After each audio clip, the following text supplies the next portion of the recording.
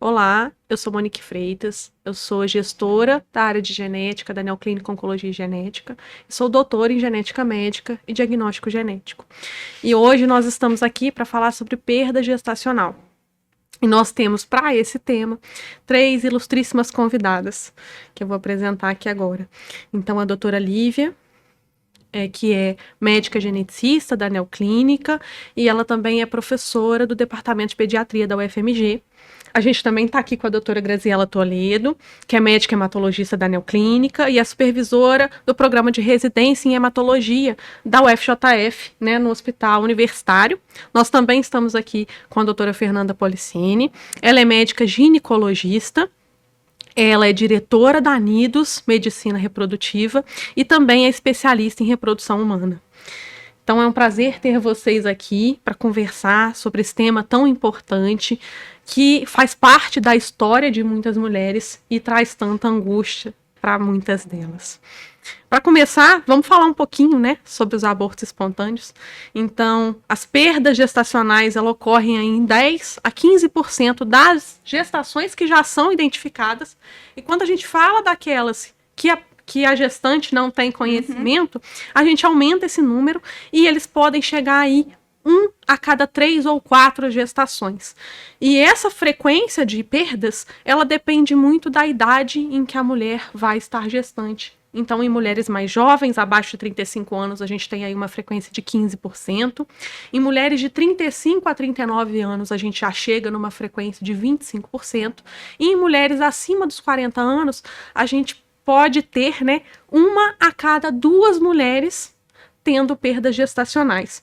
Isso quer dizer que a perda gestacional é algo que acontece com bastante frequência, mas a gente não fala muito sobre isso, porque apesar de acontecer com muita frequência, não é um acontecimento esperado para as mulheres que estão, né, aí aguardando a chegada de um bebê, que estão sonhando com isso, e traz muita angústia a parte dos aspectos emocionais, né, consequências para a vida dessa mulher. Doutora Fernanda, então, você que recebe e acompanha várias dessas mulheres que passaram por perdas gestacionais, como que é esse momento no seu consultório e qual é o papel da ginecologista nessa situação? Bom, primeiro te agradecer o convite, tá? Uma honra muito grande estar aqui com vocês, falando de um assunto que é tão importante e, como você mesmo disse, é pouco falado, porque traz muito sofrimento, né? Então, traz sofrimento para a paciente, para o casal, traz angústia para o médico, que muitas vezes não vai ter uma resposta ali pronta para aquela situação.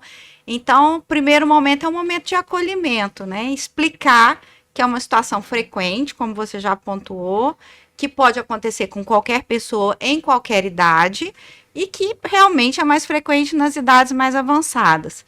E é importante, Monique, a gente fazer uma diferenciação, que eu acho que vai ser o tema específico aqui da nossa conversa, sobre esses abortos espontâneos isolados e os abortos de repetição, que ainda trazem mais angústia, né? E eu trabalho com mulheres inférteis que vão buscar essa gravidez. Então, quando a gravidez é atingida depois de um momento, de um tempo de tentativas frustradas e ainda termina em perda, isso ainda é mais difícil, né? E para a gente, como médico, como eu falei também.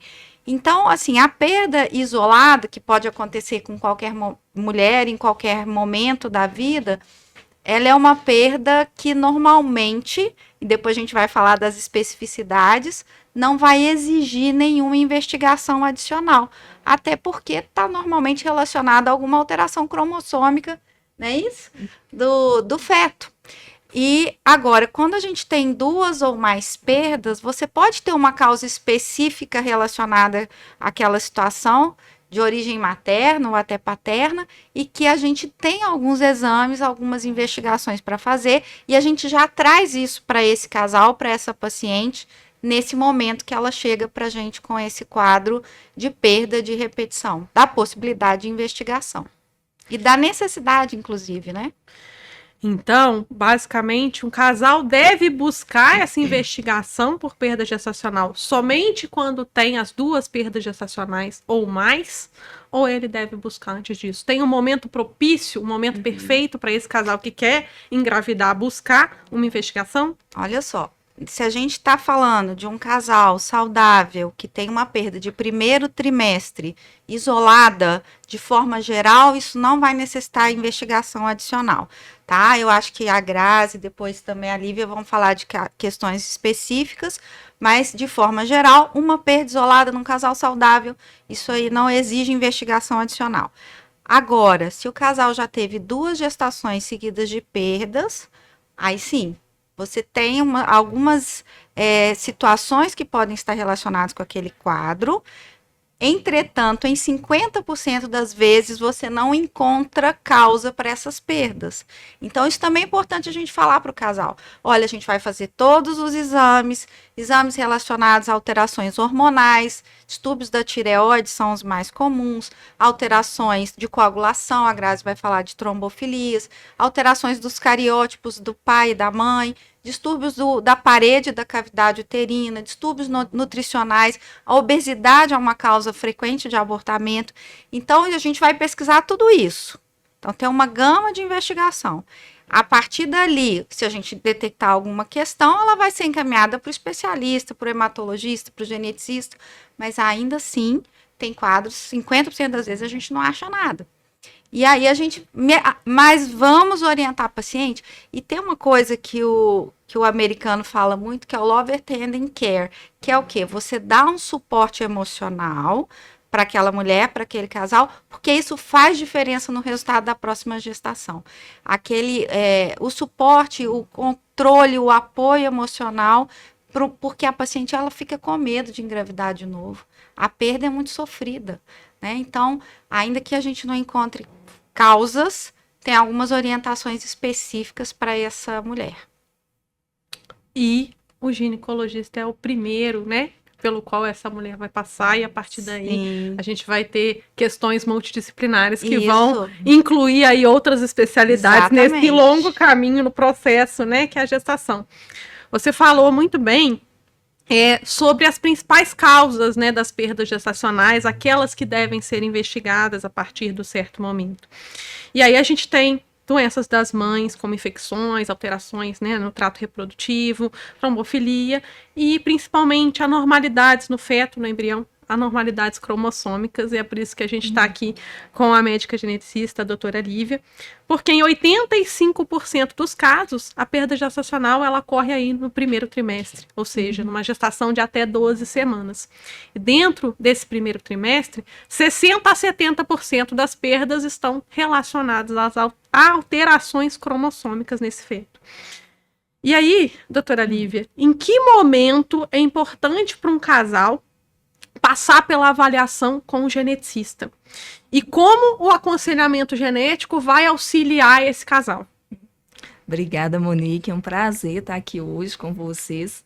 Eu acho assim que é uma oportunidade muito única para a gente, né? Porque, como a doutora Fernanda disse, esse tema ele é um tema que deve ser trabalhado de maneira multidisciplinar, né? Então, assim, esse casal é um casal que está muito angustiado, que ele quer respostas, né? Só que principal é a gente dar esse suporte, a gente esclarecer desde o início as nossas possibilidades diagnósticas, as nossas limitações, como a doutora Fernanda disse muito bem. E, assim, a genética, ela tem um papel fundamental aqui na investigação do abortamento de repetição, né, a partir da segunda perda, que é fundamental. Por quê? Porque a maioria desses abortamentos, eles podem estar relacionados à alteração dos cromossomos. Então, assim, para quem não sabe, não lembra que são os cromossomos são as peças do DNA, né? Todo mundo tem 46 cromossomos. Vem um cromossomo do pai, um cromossomo da mãe, eles vêm aos pares, e a gente tem 46, o que separa um menino de uma menina, são os cromossomos sexuais, XX na menina, XY no menino, né? E aí pode acontecer daquele embriãozinho, daquele material ali de aborto, ele ter um cromossomo a mais, um cromossomo a menos, ou até um conjunto de cromossomos a mais ou a menos. E isso está relacionado a uma inviabilidade, né? E aí aquele concepto evolua para o abortamento. E aí, assim, é muito importante a gente diferenciar dentre esses abortamentos aqueles que têm um risco de recorrência daqueles que não têm um risco de recorrência. Porque isso que eu discuto muito com os meus pacientes, assim, muitas vezes a gente não tem um material para se analisar. O adequado é que se todo abortamento a gente tivesse o material, que a gente conseguisse coletar aquele material e mandar para uma análise, que a gente vai falar disso posteriormente.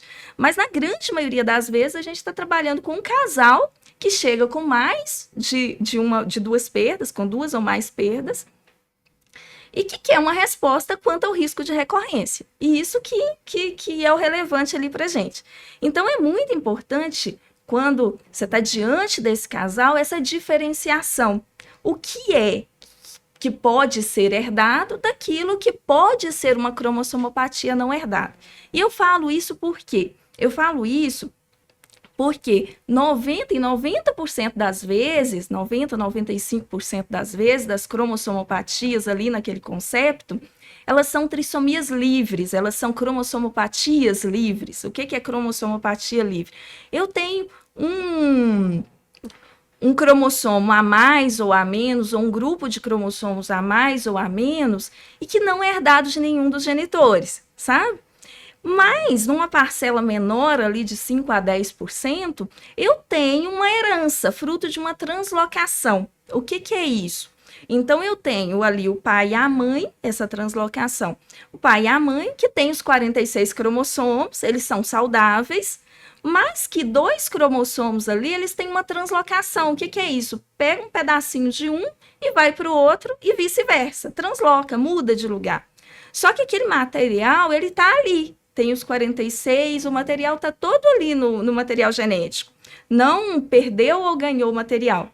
Só que quando a gente vai gerar gametas, essa forma balanceada desse material, ele pode desbalancear. O que é o desbalanceamento?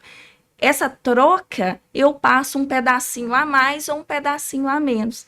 E aí, nisso, pode estar relacionado com aquele abortamento. E como os pais têm esse tipo de alteração, eu posso ter risco de recorrência futuro para as futuras gestações. E aí, o nosso papel, né, enquanto geneticista, é muitas vezes determinar naquele casal aquela parcela que pode ter uma cromossomopatia que não foi herdada, que muitas vezes não tem como a gente saber, porque a gente não tem o material da perda, daquela que pode ter sido herdada fruto de uma translocação.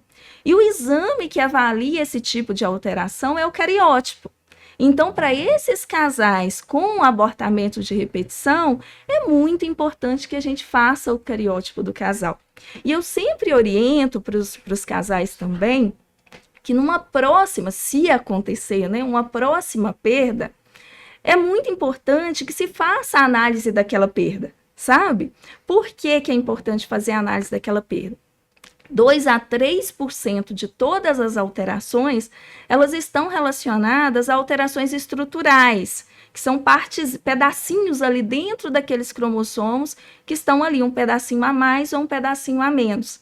E aí, se eu posso avaliar aquele material de perda, avaliar, às vezes assim, eu faço um cariótipo, que é aquele exame para avaliar o número, e mesmo com esse cariótipo normal, seria importante a gente fazer técnicas moleculares, que a gente tem técnicas específicas, por exemplo, CGH-array associada com SNP-array, que a gente consegue avaliar ali dentro do cromossomo pedacinhos a mais ou pedacinhos a menos. Então, assim, de mensagem do ponto de vista da genética, é que todo casal com abortamento de repetição, a partir de 2 perdas, é fundamental a gente fazer uma análise genética. Se possível, fazer a análise no material da perda, se for possível, às vezes a gente está trabalhando a nível do SUS, em que os exames moleculares eles não estão disponíveis, a gente faz um cariótipo no material da perda, reserva material, extrai DNA, que isso é possível, não tem custo muito elevado, e armazena, pede o laboratório para armazenar, eles não cobram um custo, não é muito caro de fazer isso. E aí, num futuro, o casal pode se planejar para fazer a análise molecular do SNP mais o CGH ali naquele material. Se, porventura, a gente se depara com o casal que não tem esse material mais para análise, aí é fundamental a gente fazer o cariótipo dos pais, porque ele é muito informativo. Você falou aí do exame, que o ideal seria testar esse material de aborto. Esse é um exame simples, é difícil de achar, é difícil do casal fazer, ele tem que ir num lugar fazer uma coleta específica. Como que funciona? Na verdade, assim, tendo material da perda, da expulsão, né, seja ali espontâneo ou seja por técnicas específicas, aquele material é muito importante a gente armazenar num frasco e a gente armazena em soro fisiológico. Então é bem tranquilo, sabe? O que falta muito é a informação mesmo de como proceder ali, porque às vezes o casal está naquele processo, né, ali da perda, tá com uma questão psicológica, né, que abala o psicológico de qualquer casal. E aí, o que ele deve fazer é fazer esse armazenamento e deixar aquele armazenamento ali e entrar em contato com um laboratório que se faça essa análise. Né? Às vezes, dentro do próprio hospital mesmo, se faz o cariótipo do material da perda. Às vezes, em alguns lugares, isso é possível.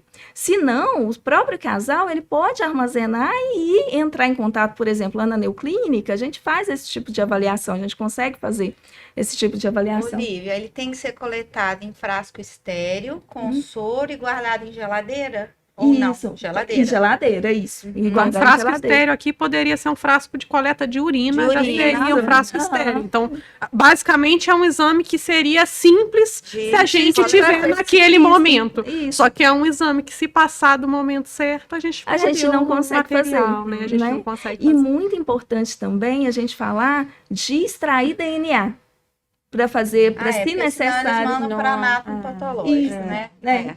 Porque assim, Tem que especificar. e para fazer também, porque o crescimento para cariótipo a gente precisa de célula viva.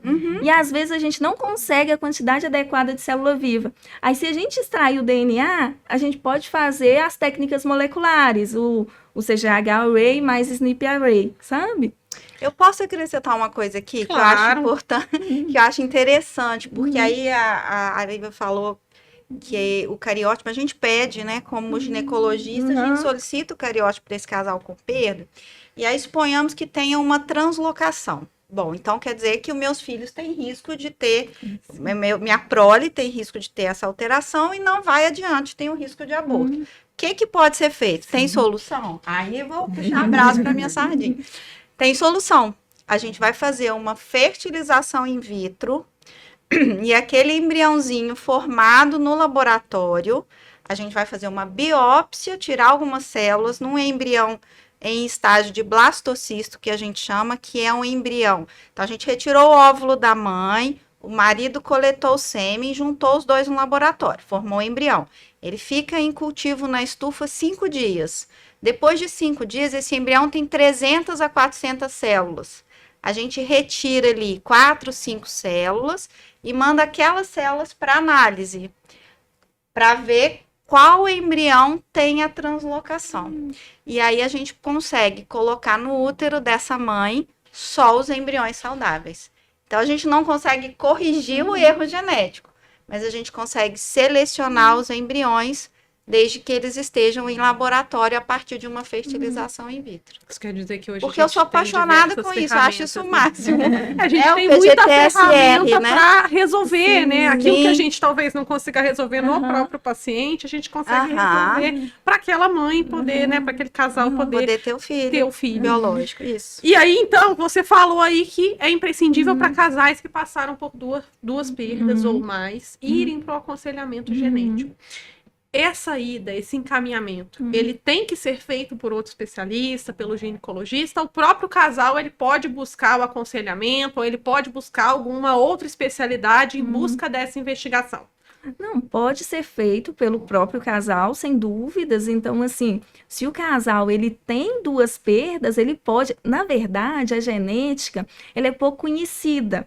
Então, assim, por ser poucos profissionais, então, assim, de médicos geneticistas, a gente tem cerca de 400 hoje no Brasil. E não é uma especialidade muito divulgada.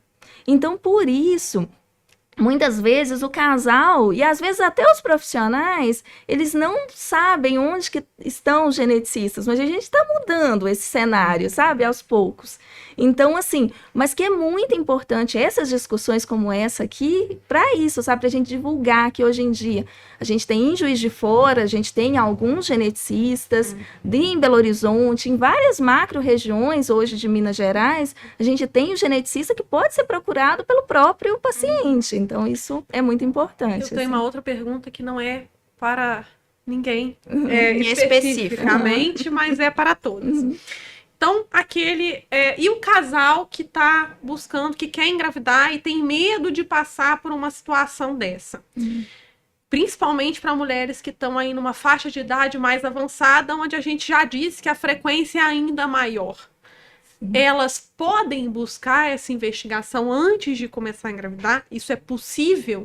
Ou não é indicado? E por Eu acho que é talvez indicado, não ou seja a investigação, mas o aconselhamento, aconselhamento, sim. né? É isso que... Você não vai fazer exames específicos como esses que a gente já mencionou, mas ela vai ser aconselhada quanto aos riscos e a questão da consanguinidade, que você vai questionar num casal, família, o que se já tem alguma doença monogênica. Então, esse aconselhamento, ele pode ser feito antes de engravidar. E é sem possível a gente ver, então, questões do trato reprodutivo, se está tudo certo, para a Sim. gente passar por uma possível gestação, questões hematológicas, falta de vitaminas, outras questões que a gente poderia investigar antes para saber se a mulher está de fato saudável e próspera para conseguir manter aquela gestação, né, para ter menos chances de passar por uma situação dessa.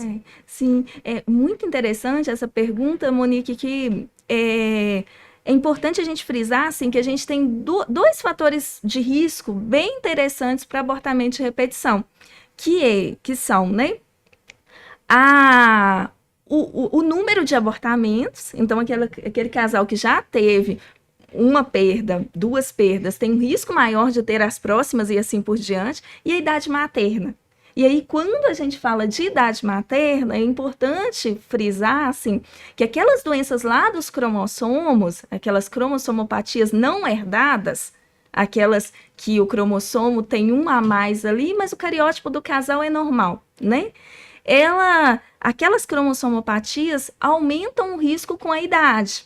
Porque a nossa idade ovular, né, a idade de um óvulo, ela é a idade da pessoa, né?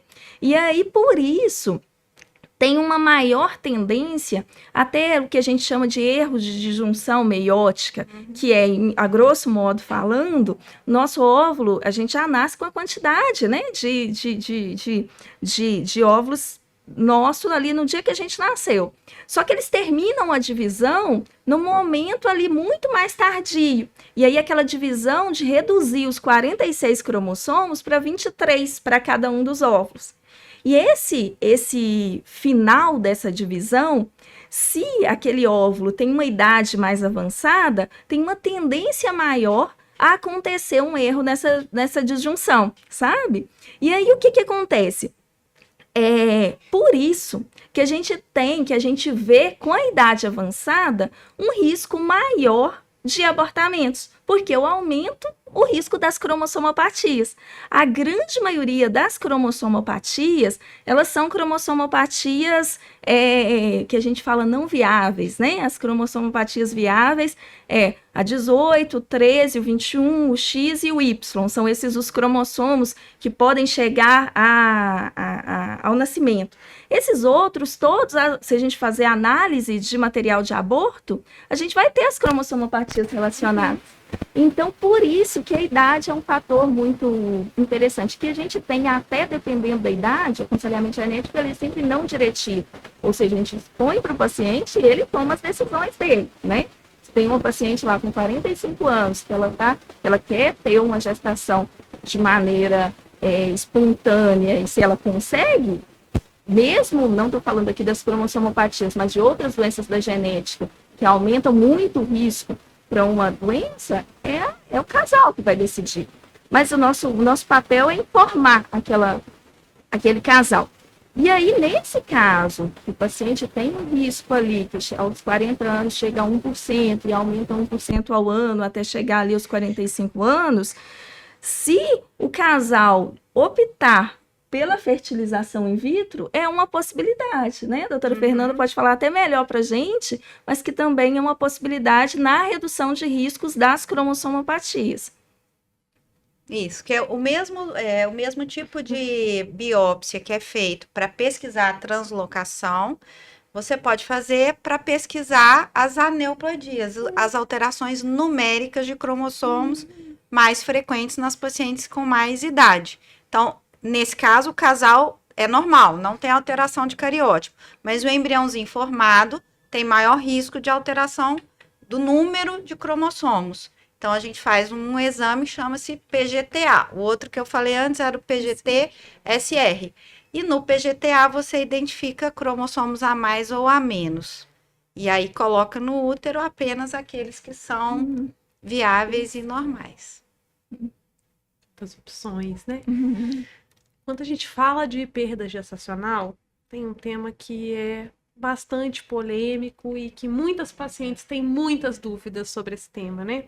As pessoas conversam muito sobre a trombofilia como uma causa da perda gestacional.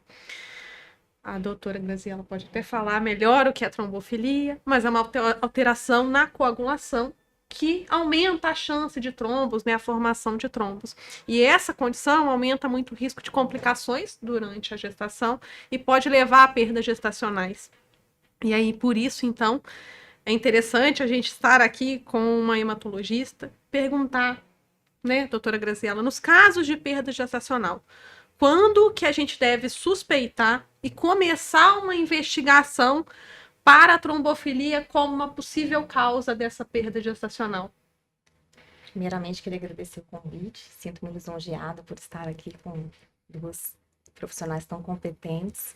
E então a gente já até começou, né, a falar um pouquinho sobre isso. Acho que são vários cenários aí dentro dessa investigação da trombofilia, né? Mas o que a gente, assim, no consultório, né, a gestante ou aquela paciente que está, né, no processo de engravidar, ela não procura hematologista, assim, né, de primeira, né, assim, eu acho que acontece com o geneticista, acontece com o hematologista também, né. Geralmente é o obstetra que vai encaminhar, ou o ginecologista, né, que vai encaminhar para a gente fazer uma avaliação. Então, são vários cenários. O que eu percebo mais, o que é mais angustiante para nós hematologistas, é quando não se consegue identificar a causa da perda gestacional, né? Assim, igual a gente comentou, que a dificuldade dessas análises, a dificuldade de se chegar ao geneticista, né?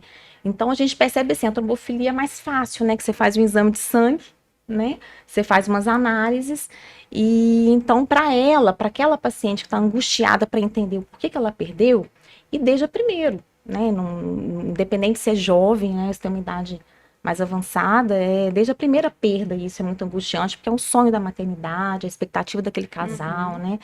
Então, elas querem já começar a investigação desde a primeira perda mesmo. E tem essa facilidade, né, de fazer essa facilidade pelo exame de sangue. Não, mas por que eu não posso investigar já agora, né? Mas isso implica muitas condições e que acabam angustiando mais. Não só as pacientes, como os profissionais também, né? Então, assim, a perda gestacional, a primeira, como a doutora Fernanda e a doutora Lívia já relataram, né? Você tem várias condições específicas da gestante, do casal, né? Da questão mesmo da estrutura, da morfologia do feto. Então, isso tem que ser muito bem orientado, investigado, para se pensar na questão da trombofilia. E não é só da questão do aborto, né? A trombofilia envolve a história pessoal e a história familiar da trombose, né?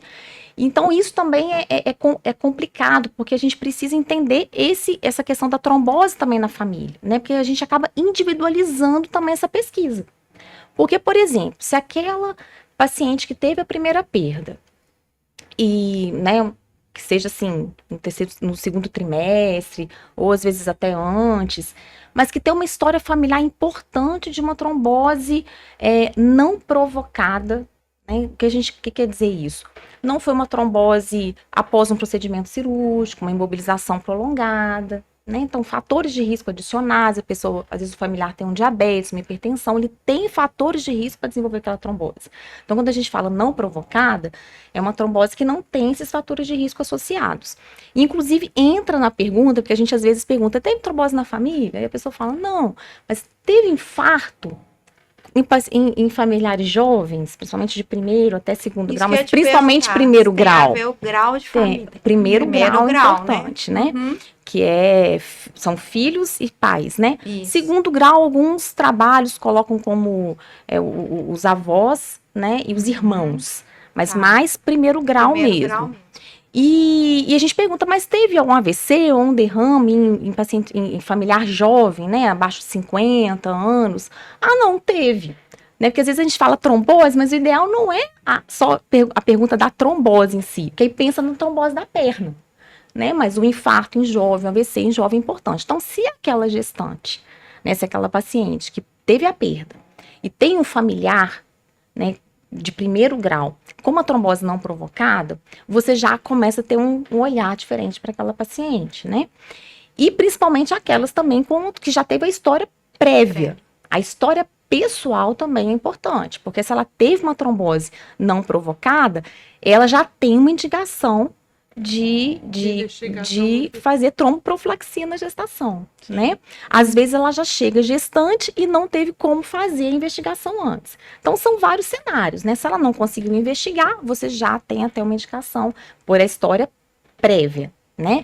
De pessoal de uma trombose não provocada tem indicação já de anticoagular, lembrando que na gestação a gente não faz investigação de trombofilia, porque os testes vêm alterados, então você acaba tomando a decisão de forma individualizada. Então a história familiar é muito importante. Então essa perda, ela vem nesse contexto. Eu investiguei todas as possibilidades relacionadas à paciente, relacionadas ao feto, e a história familiar, ela é importante? Para eu também pensar nessa investigação? Uma pergunta, entra na história familiar também perdas dos pais, assim, na mãe, na avó? Entra também esse tipo de questão? Perdas. Porque às vezes pode ser... Na época dos avós, dos pais, não existia nenhum tipo, talvez, de investigação.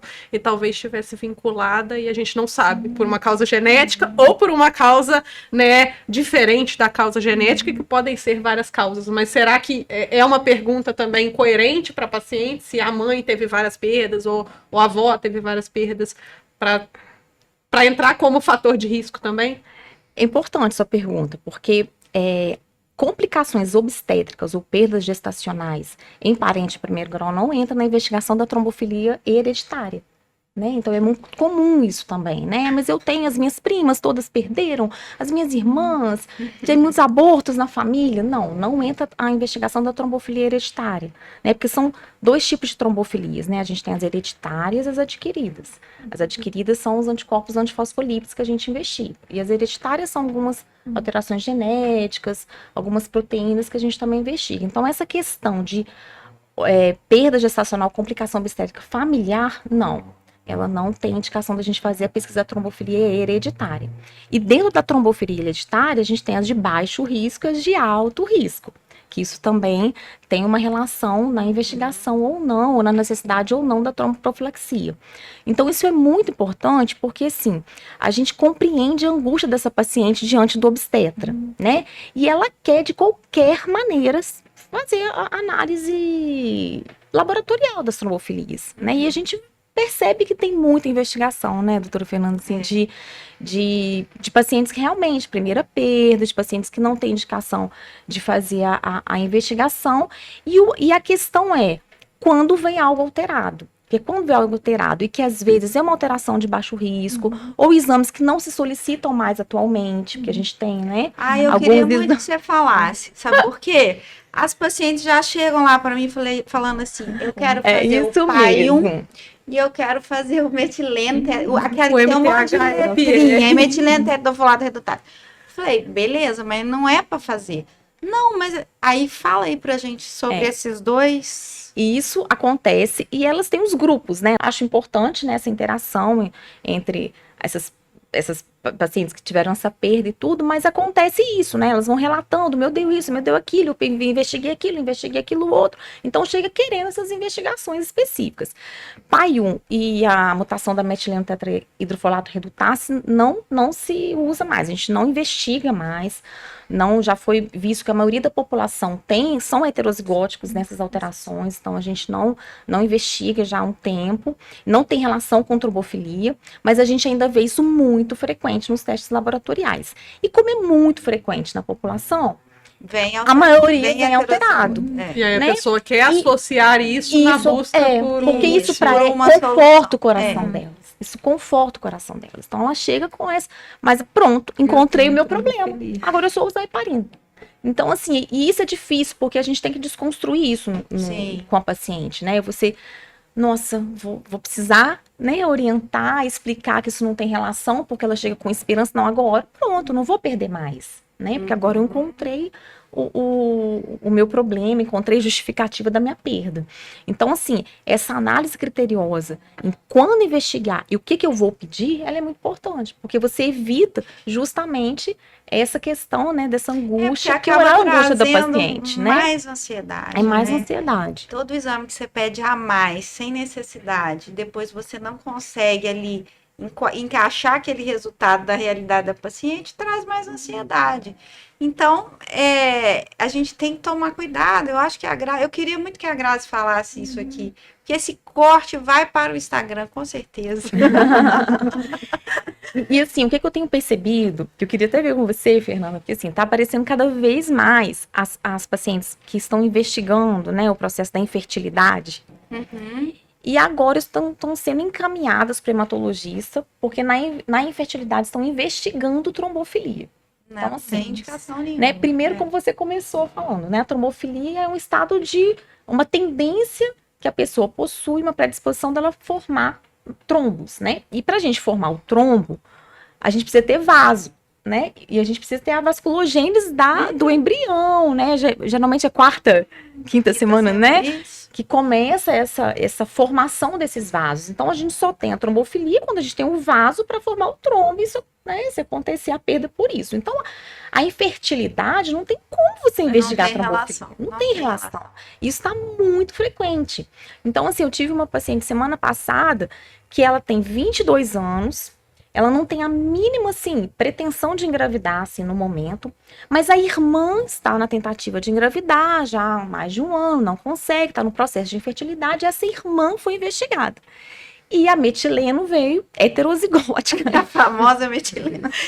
Então, essa paciente, que a irmã, né? A irmã apresentou essa alteração, quer dizer, que não tem, né, justificativa para ser trombofilia e nem investigar, porque era um caso de infertilidade. Essa irmã já estava no consultório para ser investigada caso um dia ela pense em engravidar. Então, assim, é um excesso, né? É um excesso, é um exagero. Você falou desse momento, né, que tem que ter a vascularização.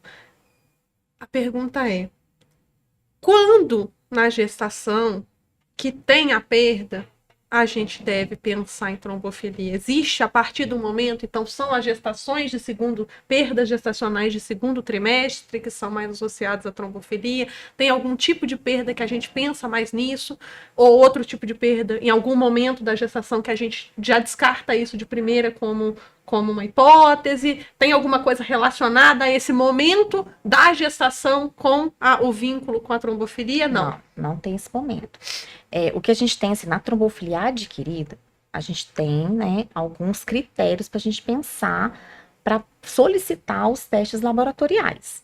Então, a gente tem, né, as famosas 3 perdas consecutivas, abaixo de 10 semanas, mas também sem justificativa, sem uma condição, né, que justifique aquela perda. Porque se a paciente, ela tem essa, que é comum, já aconteceu, assim, a gente, no consultório, a gente, né, a paciente às vezes tem 4, 5 perdas por conta de alterações de formação fetal. E que né? não tem nada relacionado. Isso não tem relação com a trombofilia. Eu até falo com elas, quando elas conseguem fazer a análise cromossômica do resto do resto do aborto e vem alterado, Aí agora tá tudo certo, a causa é essa, não precisa Sim, pesquisar mais nada, né?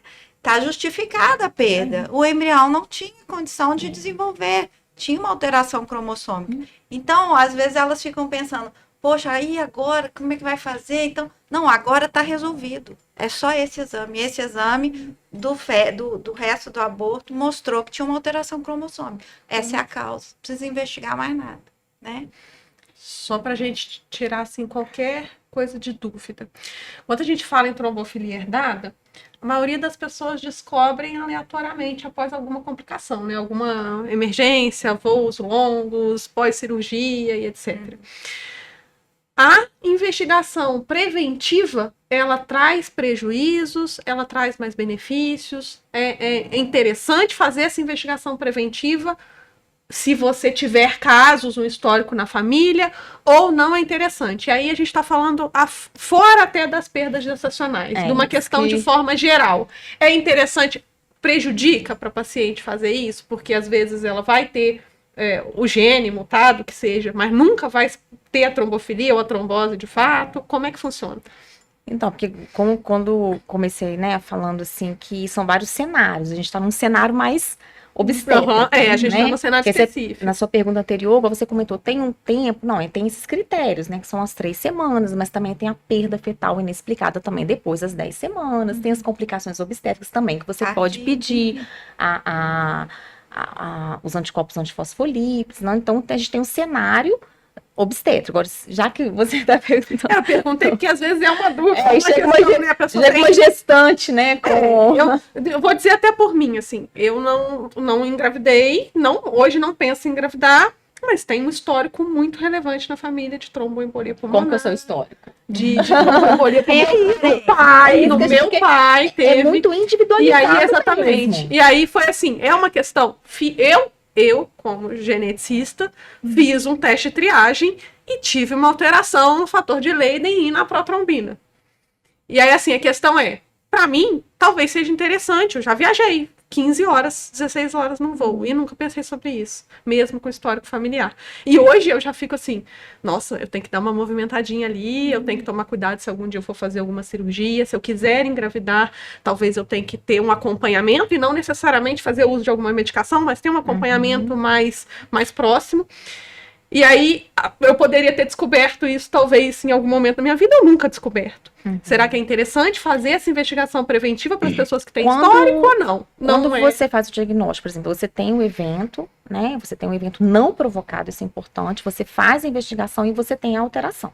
Então, a gente recomenda, orienta mesmo, né, os filhos, por exemplo, né, a fazer essa investigação, porque realmente, às vezes, você tem, por exemplo, a mãe tem alteração, mas às vezes o pai também tem, então você pode ter um filho com alteração heterozigose igual você tem, né? Você tem os dois, então você, pelo que eu entendi, uma dupla heterozigose, então você tem uma trombofilia de alto risco. Então você tem uma trombofilia de alto risco com um familiar de primeiro grau que apresentou um tromboembolismo venoso não provocado. Então, pelo PCDT, você tem indicação de fazer a tromboprofilaxia com heparina na gestação. Mas e a investigação? Agora, por exemplo... Porque eu fiz a investigação, assim, então, só fiz. Sabe, ninguém me indicou, eu só fiz. E aí, para aquelas outras pessoas, assim, olha...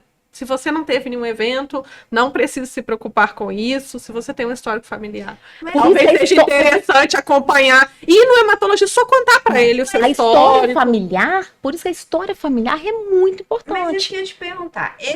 Esse pai que teve um fenômeno tromboembólico não provocado, ele também não foi pesquisado? Não foi pesquisado. Então, não deveria ter sido? Isso. E aí, porque às vezes você não sabe. É muito porque às vezes o familiar, né, anterior, às vezes não apresentou o evento trombótico, né? E ele apresentou, então, né, não provocado. Ele apresentou, né? Ele apresentou. E ele foi investigado, porque parece que eu entendi. O meu pai não. Não, então. poderia ter sido investigado. Aí você vai, a partir da investigação daquele que apresentou o fenômeno, se ele tem a mutação, Isso. não é isso? Exatamente. Aí né? você também. Aí os você outros vai pros familiares outros, vão é, ser porque aí investigados. fica Porque mais faz a fácil. orientação. Quando você tem um evento É, não tem que ser um provocado e paciente-alvo, né? investiga, Sim, e um você paciente-alvo. tem alteração, você tem que orientar a investigação dos familiares. Isso. Que aí a partir dali. Você acabou fazendo essa investigação, né? Mas por isso. Quem deveria ter feito teria Era sido seu seu pai. Entendeu? Depois eu fiz nele, mas depois de mim só. Então, é porque. Eu entendi isso. quando você começou falando que o seu pai tinha também feito a Não, investigação. Ele Porque aí teve um quando o evento familiar ali. tem a mutação, aí os descendentes diretos fazem, né? Assim. Isso, exatamente. E aí, na aí consulta, você vai- geralmente com o obstetra já vai fazer essa orientação da uhum. profilaxia. Sim. E aí você economiza, digamos assim, teste também. É isso. Você vai para aquela Né? aquele paciente-alvo, né? Que é o- Isso. Queria falar dessa coisa da infertilidade, que eu tô achando muito frequente isso. Então, Isso tá me espantando um pouco, sabe? não, assim, não que- há relação entre Né? infertilidade e trombofilia. Zero relação, tá? Agora, então assim, a gente pesquisa realmente quando tem aborto de repetição, investiga 2 ou mais perdas, casos pontuais como esses que já comentamos aqui, e existem casos de falha de implantação pós-FIV que você faz essa solicitação. Então, a paciente fez fertilização in vitro, transferiu para o útero 2 vezes embriões que a gente chama de top quality, que é a qualidade excelente do embrião, e não implantou. Aí existe uma discussão se a trombofilia adquirida poderia funcionar como no aborto de repetição, atrapalhando a implantação. Então, só nesse caso da paciente infértil, aquela que já fez a já tem uma fertilização, fertilização. já colocou os embriões no útero 2 vezes e não implantou. Fora isso, não, na investigação básica de quem está tentando, não teria indicação nem correlação. Eu vejo muito algumas pacientes que querem investigar trombofilia, querem ter trombofilia com um MTHFR mutado, com pai mutado, e que fazem uso na gestação de heparina. Meio que uma forma preventiva. Pode contar pra gente, assim, quais os malefícios ou os prejuízos, assim, de fazer isso Sem precisar. sem uma confirmação da necessidade? O que eu acho que, assim, de mensagem mesmo é individualizar, né, essa perda Sim. gestacional. Acho que tem que individualizar, ver a história familiar, isso é muito importante. História familiar, assim, pessoal com certeza é mais fácil de você abordar, mas essa familiar, você perguntar mesmo, sabe, o tipo de trombose, essas questões igual infarto, AVC, isso é muito importante, porque é isso que norteia, né, igual no seu caso. Né, é o que norteia muitas vezes essa profilaxia prévia antes da perda, né? Isso é importante também. Agora, eu não prescrevo heparina. Nem eu, Graça. Eu não prescrevo heparina quando não tem indicação, entendeu? Assim, não prescrevo. Porque, é só uma profilaxia, não tem riscos, mas eu não prescrevo. Tem risco de sangramento. né? Porque é um risco, assim, porque elas pensam assim, mas nunca vi ninguém sangrar, as minhas amigas usarem não sangram, porque tem esse grupo, tem essa troca entre elas. Então, mas não é a dose total, é profilaxia, mas a gente sabe que tem os riscos. E não é questão de ter risco ou não, é questão de ter indicação ou não, sabe, assim, né? E muitas querem usar e depois querem ainda tentar, não sei se isso vai ser cortado, não, você vai Não, tentar. se vocês acharem que não importa. E quer que a gente preencha o formulário para conseguir pelo SUS. E Porque até é bom que o SUS limite isso, porque, pelo que eu saiba, eu acho que é isso mesmo. Para você conseguir a heparina pelo SUS, numa trombofilia adquirida, que é normalmente o que eu trabalho mais, né, no aborto de repetição, você tem que ter aquelas duas dosagens de anticorpos com 12 semanas de intervalo. Se não tiver, eles não fornecem. Então, eu até falo com os pacientes, olha, deu esse positivo. Para você conseguir pelo SUS, você vai ter que repetir daqui 12 semanas. E dá. Mas eu não quero... E dá alterado, lógico. Mas eu não quero esperar. Então, se você não quer esperar, se a gente vai considerar esse único exame para fazer a profilaxia, então você que vai adquirir por sua conta essa medicação, porque eles limitam mesmo. E não é só o teste laboratorial, tem os critérios, né? Tem os critérios obstétricos. Tem os critérios obstétricos, né? Então, são acima Que de a 3 gente- abortos consecutivos, abaixo de 10 semanas, ou essa perda fetal inexplicada também, de 10 a 34, ou a pré-eclâmpsia, né? Você tem que ter a complicação obstétrica ou a perda. E o outro teste, onde com 12 semanas, com a titulação alta, que a gente também Pega recebe os indeterminados, também as né? pacientes com indeterminados. Então, assim, não só também você tem que ter o critério, mas o teste laboratorial com a titulação alta repetido com 12 semanas. Então, assim, e as hereditárias também. Hereditárias ainda, a síndrome do anticorpo antifosfolípide ainda, né, assim, a gente ainda tem os testes laboratoriais, se você tem condição, critério clínico, teste laboratorial, ok. Mas nas hereditárias, não somente você tem que ter o teste positivo, né, da trombofilia hereditária, da investigação, mas você tem que ter ou um TEV prévio, né? Por exemplo, eu tenho uma alteração do fator 5 de Leiden heterozigótico. Isso Não te diz você não vai não, conseguir pelo SUS. Se você tiver o teste de que é baixo risco com o TEV familiar, aí você vai fazer só no pós-parto. Você não faz durante a gestação. Então, são vários critérios dentro da hereditária também. Então, assim, não é simples, assim, porque realmente é um tratamento que é caro, né? E elas tentam pelo SUS, mas os critérios são bem São específicos rigorosos, mesmo, são bem E tá correto de ser. E tem que ter indicação. Exato. Para fechar, o que vocês diriam para as mulheres ou para os casais que querem engravidar, que passaram por perdas gestacionais ou têm medo, muito medo de passar por esse tipo de situação?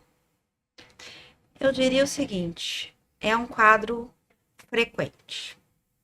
Então, por exemplo, eu tenho 2 irmãs, somos 3 filhas. Minhas 2 irmãs tiveram aborto. Então, pertinho de mim ali, nesse pequeno universo, foi mais de 50% da frequência. Mas falem sobre, conversem com seu ginecologista, perguntem, né? É um momento de sofrimento, é um momento de luto, mas que tem que ser superado e avaliado. Mas não se apavorem. Por isso que eu disse que quis dar esse exemplo de ser comum. E as minhas 2 irmãs hoje têm 2 filhos cada uma. Uma delas teve 2 perdas. Então, a gente vê que é um quadro frequente, não necessariamente vai ter uma alteração associada. Vamos fazer tudo para que numa próxima gestação corra tudo bem. A questão da idade, se a paciente é jovem, a chance de dar tudo certo é muito alta, mesmo se ela já tiver tido 2 perdas. E não se encham de exames e de investigações excessivas, porque isso vai acrescentar estresse, ao invés de resolver o problema. Então, eu acho que é isso. Pesquisar até onde deve ser e se cuidar, porque o que eu falei no início sobre hábitos de vida, sobre não usar cigarro, bebida alcoólica, controle do peso, né? Eu chamei atenção sobre a obesidade, porque é um fator isolado relacionado ao aborto, alimentação adequada, isso tudo é fundamental para a gente ter uma gestação saudável e antes de pesquisar e investigar as patologias, a gente tem que estar preparada para essa gestação.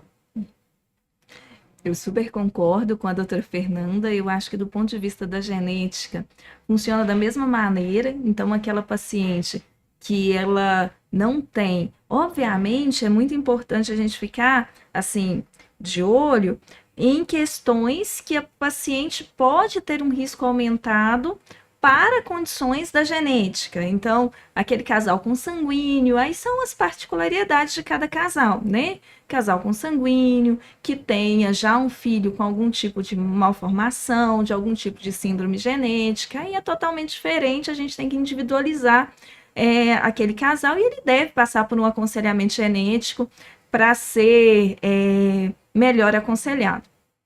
Agora, aquele casal que não tem nenhum fator de risco, a gente tem que lembrar assim que todas as pessoas estão sob risco de ter um abortamento e também de ter filhos saudáveis, como a doutora Fernanda disse. Do ponto de vista da genética, depois o que eu diria, Se o casal passou por 2 perdas, aí sim é importante procurar um geneticista para passar por um aconselhamento genético, para fazer os testes mais adequados, e sempre lembrar que assim, que metade daquelas perdas a gente não vai ter uma causa, uma justificativa. Mas dentro desses 50, a partir da segunda perda, o trabalho multidisciplinar, com todas as especialidades trabalhando juntas, é de extrema importância. A Fernanda colocou da sua irmã, né? Suas irmãs é minha irmã também, só tenho uma irmã, e ela teve uma perda gestacional com 40 anos. E foi, enfim, né? Ela já estava tentando já há um tempo, e quando conseguiu, perde. Mas perdeu, é frustrante, angustiante, com 3 semanas. E ela queria que eu solicitasse a todo custo. Ela não é da área da saúde, os exames. Eu falei, olha, eu sei que, né, assim, ela falou assim, mas você vai esperar eu perder outro pra pedir? Assim, olha como que eu, né, você imagina, assim, a sua irmã, com aquela angústia, aquela tristeza, aquele sofrimento. Na hora eu falei, nossa, o que eu faço, né? Porque quando ela me fez essa pergunta, e é o que acontece mesmo no meu dia a dia, né? Você vai esperar, mas eu vou esperar uma segunda perda para investigar? E aí eu mantive, falei, não, olha, não acredito, 3 semanas, a gente não conseguiu fazer análise, né, ali, cromossômica, cariotípica, a gente não conseguiu fazer. E falei, olha, você não tem indicação, senão você continua tentando, procura os profissionais e não solicita, assim. Eu acredito, outro dia eu perguntei pra ela, você não pediu mesmo não? Você não pediu pra ninguém pedir pra você mesmo não, né? Ela falou assim, não pedi. Não, já fiz aqui. Já fiz. Meses depois ela engravidou, tá com a menininha dela com 1 ano e meio. E então, assim, né, realmente, assim, acredito que ela não tenha investigado, mas não tem, é o comum. Eu falo assim, é o comum. Ela falou assim, eu tenho que ouvir que é esse comum. Todo profissional que eu passo é isso. Eles falam que é comum, mas eu perdi meu neném, sabe? É natural, mas como assim é natural? Eu tava esperando. As pessoas acham que é natural, porque ela falava assim, eu vou no profissional e eles falam isso, mas é comum, é natural, eu tenho que ouvir que é natural, mas eu tô sem meu neném, assim, realmente difícil. É muito angustiante, eu acho que as próximas gestações, porque gera aquele gatilho, né? O que será que vai acontecer? Você fica naquele vivendo inesperado. Justamente. E até que a gente, né, até que você tem um familiar que passa por esse tipo de situação, você não tem noção do quão frequente é. Porque a partir do momento que você começa a conversar com as outras pessoas sobre isso, você vai vendo aqui os casos. Né? O outro vai falando, mas a minha família também passou por isso, eu também passei por isso. Né? Minha cunhada também passou por isso com 21 semanas. E foi assim, muito, muito angustiante, né? Porque já tinha se preparado tudo para aquela cera, já era mais avançada, eram gêmeas. Apesar então, assim, de que a gente sabe que esse luto, esse sofrimento, independe da idade gestacional, né? Às vezes a gente tem tendência de falar, mas estava no iniciozinho, que nada, isso daí, o sofrimento é o mesmo, né? Eu acho que é isso, né? O mais importante, acho que da nossa conversa aqui, é ter o acolhimento. Sim. Então, assim, encontrar um profissional que vá passar com você por todas essas etapas, te trazer segurança no processo, conversar com você sobre se isso é frequente, o que a gente deve fazer, quais são os próximos passos, se existir um aborto de repetição, né? O que a gente vai investigar, o que é para esse momento, o que se encaixa com a sua história para individualizar aquele paciente e não, né, ignorar. Acho que a pior parte é esse, às vezes, é muito comum e eu não acolho. Eu acho que a irmã da Grazi viveu exatamente isso que você falou, a confiança no profissional. Então, a paciente tem que confiar no que a gente está falando. Não é para fazer o exame, vai dar tudo certo. Você não tem fator de risco, tá tudo bem, vai dar tudo certo. Então, a gente tem que trazer essa segurança, estar do lado da paciente, passar essa confiança, e aí ela não vai fazer o exame. Se você ficar, não sei, pode ser... A gente conhece, né? A gente conhece a informação. Então, o nosso papel é passar essa informação para a paciente de forma adequada, porque senão ela vai buscar aí na internet e vai buscar coisas que não estão corretas, né? Então, a gente está ali do lado, apoiando, e estamos aqui, vai dar tudo certo. É isso, eu acho que é isso aí. Finalizamos? Finalizamos. Muito obrigada pela participação, por vocês aceitarem o convite da Neoclínica para estar aqui Foi hoje ótimo, conversando foi sobre esse ótimo. assunto. Foi maravilhoso. Foi muito obrigada. muito bom mesmo. Obrigada, viu? Obrigada.